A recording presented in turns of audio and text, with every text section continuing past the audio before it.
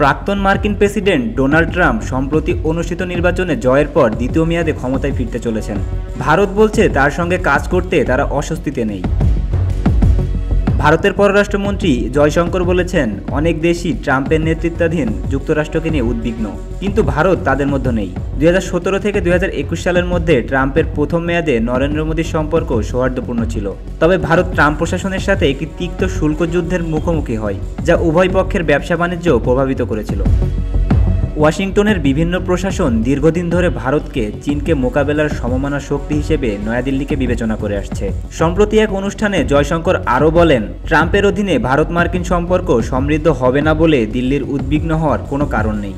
আমার মনে হয় ট্রাম্পের নেওয়া প্রথম 3টি ফোন আলাপের মধ্যে মোদি ছিলেন। তবে দুই দেশের মধ্যে শুল্ক যুদ্ধের আশঙ্কা রয়েছে। অক্টোবরে নবনির্বাচিত মার্কিন প্রেসিডেন্ট মোদিকে একজন মহান নেতা হিসেবে অভিহিত করলেও ভারতের বিরুদ্ধে অতিরিক্ত শুল্ক আরোপের অভিযোগ করেছিলেন।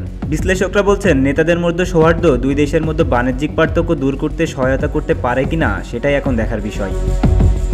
ট্রাম্প ও মোদি অতীতে প্রায়ই একে অপরের প্রশংসা করেছেন। 2019 সালে টেক্সাসে ভারতীয় প্রধানমন্ত্রীর সম্মানে আয়োজিত হাউডি মোদি নামে একটি ভারতীয় আমেরিকান সম্প্রদায়ের অনুষ্ঠানে যৌথভাবে উপস্থিত হয়ে দুই নেতা একে অপরের প্রশংসা করেছিলেন।